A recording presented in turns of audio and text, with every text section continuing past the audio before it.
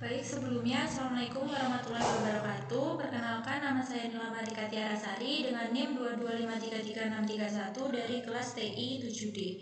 Nah, untuk proyek akhir kali ini saya melakukan penerapan algoritma K-means untuk pengelompokan nilai siswa kelas 2 MIT Amanatul Ummah dengan materi geometri bangun ruang. Selanjutnya, untuk latar belakang yang saya lakukan yaitu yang pertama adalah nilai siswa pada materi geometri bangun ruang memiliki banyak variasi. Terus yang kedua, guru memerlukan cara untuk mengetahui tingkat pemahaman siswa. Selanjutnya ada algoritma K-means digunakan untuk mengelompokkan nilai siswa secara objektif. Selanjutnya, tujuan pembuatan proyek ini yaitu yang pertama mengelompokkan nilai siswa ke dalam 3 kategori. Yang kedua, mengetahui tingkat pemahaman siswa terhadap materi bangun ruang. Yang ketiga, menerapkan algoritma K-means menggunakan MATLAB. Selanjutnya untuk data penelitian, yaitu sumber data yang saya gunakan yaitu nilai evaluasi siswa kelas 2 MIT Amanatul Ummah.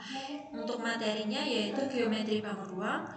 Untuk jumlah datanya yaitu 22 dan jenis datanya adalah data numerik nilai. Selanjutnya ini adalah data-data yang telah saya kumpulkan di MIT Amanatul Ummah yaitu berjumlah sekitar 22 siswa. Ada pretestnya yang saya gunakan. Selanjutnya kita masuk ke metode K-means, yaitu yang pertama menentukan jumlah klaster yaitu K sama dengan 3, yang kedua menentukan sentroid awal, yang keempat menghitung jarak data ke sentroid menggunakan jarak Euclidean, lalu mengelompokkan data berdasarkan jarak terdekat. Kita masuk ke perhitungan manual. Untuk perhitungan manualnya, ini adalah contoh perhitungan manualnya. Untuk yang pertama perhitungan manual K-means, nilai siswa K-nya kita buat 3. Untuk data awalnya ada seperti ini, contoh 20, 10, 45, 35 dan seterusnya. Dengan jumlah data yaitu 22 dan jumlah klasternya ada 3. Langkah kedua kita menentukan sentroid awalnya. Untuk sentroid awal saya memilih ada data rendah, sedang dan tinggi. Untuk C1 sama dengan 15 yaitu termasuk rendah, C2 sama dengan 35 dan masuknya ke sedang. Untuk C3 sama dengan 55 masuknya ke tinggi.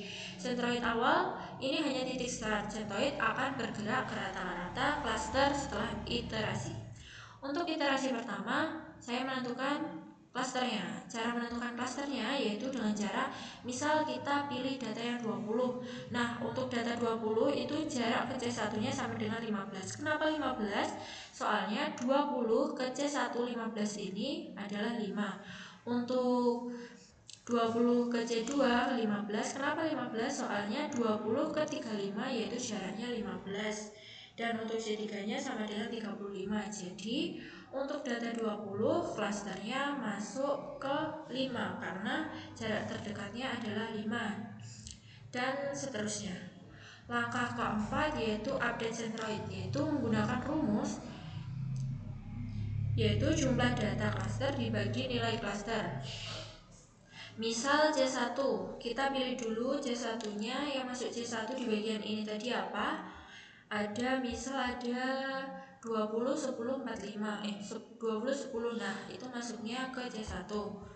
Selanjutnya masuknya ke C1, jadi ada 20, 10, 15, 25 dan seterusnya. Jadi kita update dengan cara menuliskan semua C1 lalu membaginya dengan jumlah, yaitu jumlah ini tadi dibuat pembagi. Jadi kan pembaginya 10 berarti jumlahnya dibagi nilai klaster yaitu 20 dan C2 caranya juga sama dan hasilnya 34,5. Lalu untuk yang tinggi caranya juga sama. Lanjut ke iterasi 2, kita menggunakan sentroid baru yaitu C1 sama dengan 20 ini tadi, lalu C2 nya sama dengan 34,5, lalu C3 nya sama dengan 60. Setelah itu kita hitung jaraknya lagi, lalu update sentroid. Setelah itu yang terakhir kita update lagi yaitu dengan C1 nya rendahnya 10, 15, 15, 20, 20, 25, 25, lalu yang sedangnya ada 28, 35 dan seterusnya. Lalu C3 untuk yang tingginya ada 45, 55, 60. Untuk sentroid akhirnya berarti C1 nya kita ambil 20, lalu C2 nya kita ambil 34, lalu C3 nya kita ambil 60. Itu adalah cara perhitungan manualnya. Selanjutnya untuk implementasi kita bisa masuk langsung ke MATLAB. Lalu kita masuk ke command window. Yang pertama, memasukkan data terlebih dahulu. Sebelumnya datanya sudah saya masukkan ke clipboard. Lalu kita enter saja. Setelah memasukkan data, kita akan menghitung data menggunakan length data. Selanjutnya kita enter, maka akan keluar jumlahnya, yaitu adalah 22.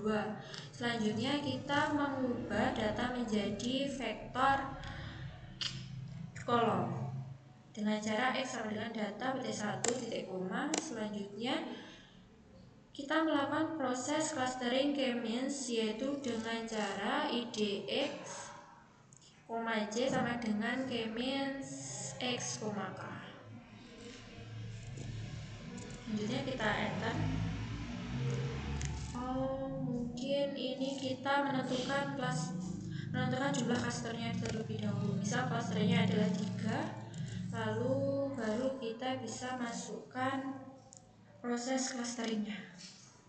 Untuk proses clusteringnya ini, selanjutnya setelah proses clustering kita menampilkan centroid hasil clusteringnya dengan cara C, lalu di enter. Setelah itu keluar ada C1 nya 21, C2 71 dan 42.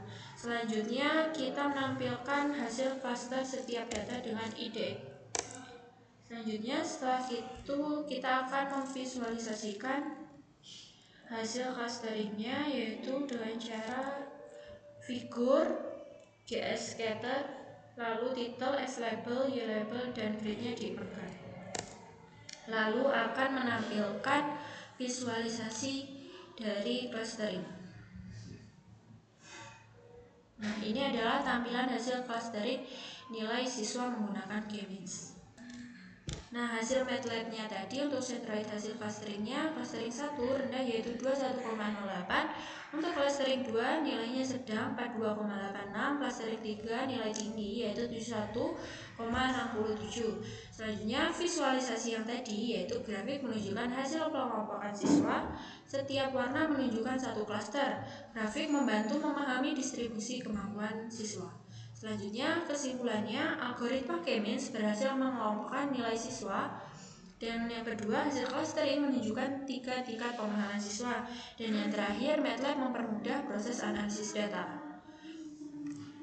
Sekian presentasi dari saya, kurang lebihnya mohon maaf. Wassalamualaikum warahmatullahi wabarakatuh.